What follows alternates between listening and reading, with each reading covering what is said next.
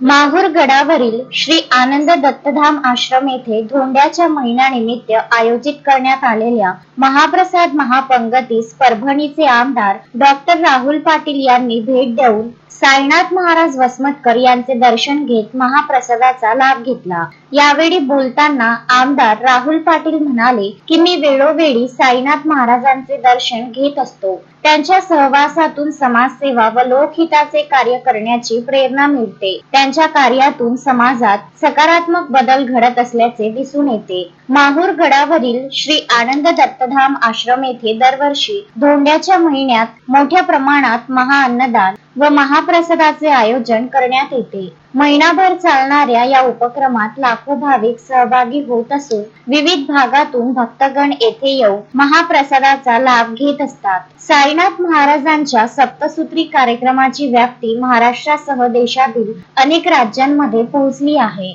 समाजहिताच्या विविध उपक्रमांची दखल शासनाने घेतल्याने साईनाथ महाराजांची ITI विभागाच्या प्रमुख मार्गदर्शक ब्रँड एम्बेसिडर पदी नियुक्ती करण्यात आली आहे। त्यामुळे आश्रमातील विविध लोक कल्याणकारी उपक्रमांविषयी नागरिकांमध्ये मोठी उत्सुकता निर्माण झाली आहे। यावेळी अरविंद देशमुख, बंडू बीडकर, प्रल्हाद देवडे, सुनील गुडघे, दिनेश बोचरे, बबनराव रोदडे, नारायण जाधव, एकनाथ राऊत, मारुती शिंपले, प्रकाश खापरे, मधुकर शिंगुडे, प्रभाकर संसारे, भाऊराव पाटील हडसणीकर, पुंडलिक हुंबे, सुधीर जाधव यांच्यासह माहूर शहर व परिसरातील अनेक मान्यवर उपस्थित होते। कार्यक्रमाचे सूत्रसंचालन SS पाटील यांनी केले तर आभार प्रदर्शन विनोद भारती यांनी मानले। कार्यक्रमाची सांगता राष्ट्रगीताने करण्यात आली। महाराजांचं जर तुम्ही काम पाहिलं तर मला वाटतं जगामध्ये असं काम करणारी व्यक्ती फक्त आपले साईनाथ महाराज।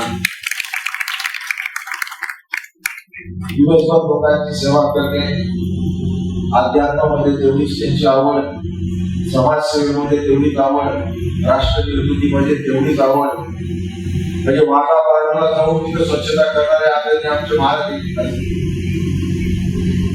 माहूर सारख्या ठिकाणी जुलमत अवतन देऊन कित्येक वर्षापासून अन्नदानाचं काम त्यांच्या हातून घडतंय आणि खऱ्या अर्थाने लोकांना निवृत्ती करण्याचं काम सुद्धा त्यांच्या हातून कित्येक वर्ष समाज सेवा अशी घडत आमच्या हातात सुद्धा सातत्याने ते आम्हाला मार्गदर्शन करतात। अधिवेशनाच्या काळात सुद्धा काय विषय मांडले पाहिजे, समाजाच्या पुढच्या घटकामध्ये दुःख आहे त्या दुःखाच्या बाबतीमध्ये तुम्ही हे मांडा हे सुद्धा सांगणारे आदरणीय आमचे सद्गुरू महाराज। आणि भविष्यामध्ये सुद्धा साईनाथ महाराजांच्या रूपाने या महाराष्ट्राचा विकास झाल्याशिवाय राहणार नाही हे सुद्धा एवढी सांगितलं। मराठवाड्याला एक देशाला विधिमंडळात जात असताना लोक चांगले कपडे घालून येतात, नवीन ड्रेस शिवून येतात। महाराज विधिमंडळात मला भेटायला येते काय घेऊन आहे, हातामध्ये झाडू घेऊन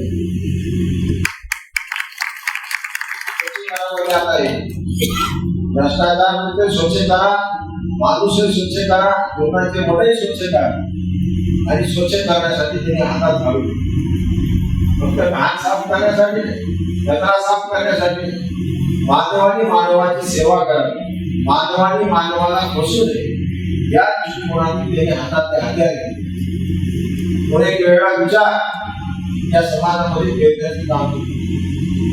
अंधश्रद्धेला कुठेही त्यांनी थारा दिला नाही। अंधश्रद्धेच्या सगळ्यात विरोधात कोण असतील तर महाराज।